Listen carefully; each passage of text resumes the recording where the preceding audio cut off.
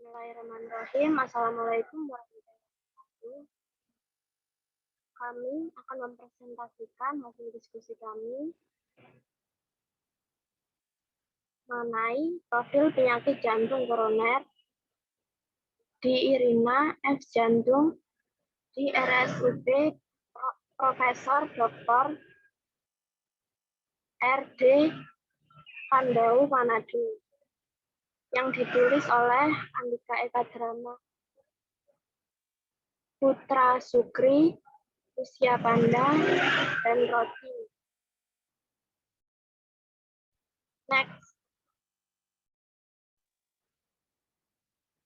Dengan anggota Bintari Suryadela, Emilia Dwi Rahmawati, Lucy Eka Wahyuni, Meliana Putri, Tasya Akseria, Puput Novariska, dan Putri Dwi Rezwanti.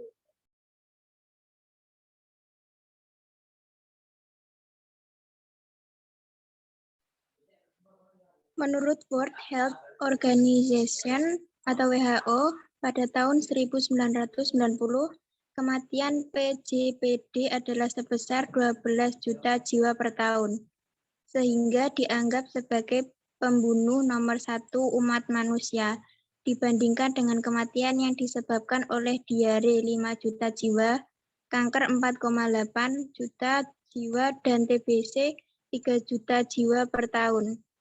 Padahal dikatakan bahwa PJPD ini adalah suatu preventable diseases atau penyakit yang dapat dicegah, di mana 50% kematian dini dapat dicegah dengan upaya-upaya pencegahan yang menyangkut perubahan gaya hidup.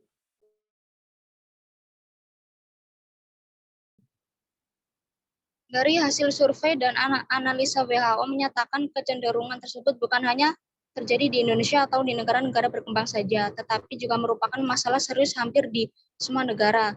Peningkatan prevalensi PJK di Indonesia antara lain dibedakan oleh peningkatan taraf kehidupan dan sosial ekonomi.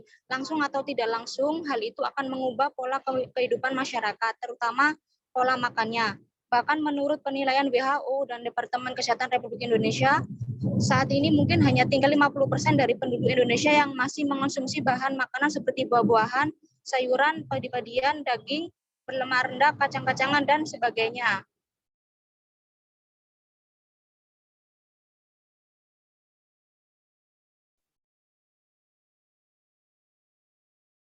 Sedangkan makanan yang disebut fast food yang sangat kaya lemak jumlahnya semakin hari semakin meningkat. Maka dari itu sangat penting untuk kita pelajari sebab dan akibat dari penyakit jantung. Fungsi jantung adalah memompa darah ke seluruh jaringan tubuh melalui pembuluh darah atau arteri. Sebaiknya jantung menerima darah kembali melalui pembuluh darah balik atau vena. Untuk dapat menjalankan fungsinya, otot-otot jantung mendapat pasokan darah melalui pembuluh darah yang disebut pembuluh darah koroner.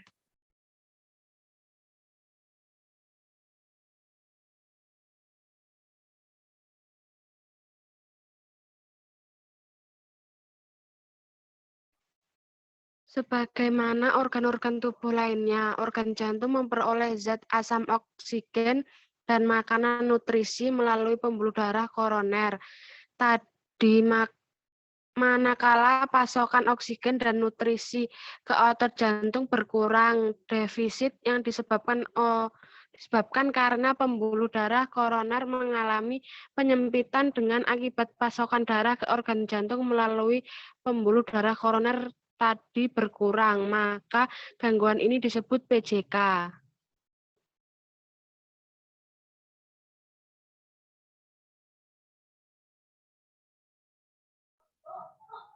Faktor risiko terjadinya penyakit jantung antara lain hiperlipidemi, hipertensi, merokok, diabetes mellitus, kekurangan aktivitas fisik, stres, jenis kelamin, obesitas, dan genetik.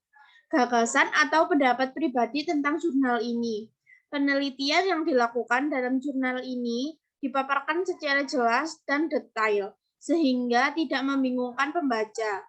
Jurnal ini diambil dari 11 referensi yang berbeda-beda, sehingga isinya dari jurnal ini tidak dapat diragukan lagi dan sangat cocok untuk dijadikan referensi bagi mahasiswa atau mahasiswi yang ingin membuat jurnal.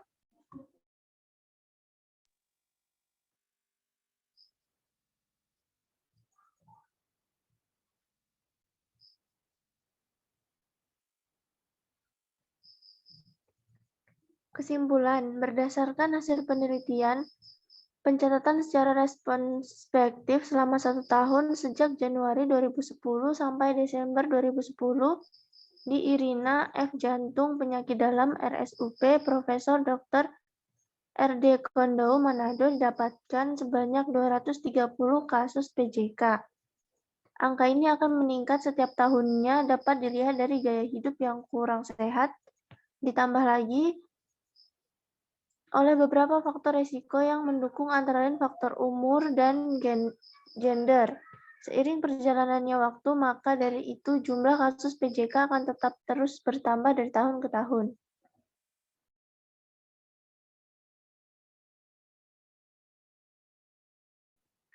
Sekian presentasi dari kami, kurang lebihnya mohon maaf.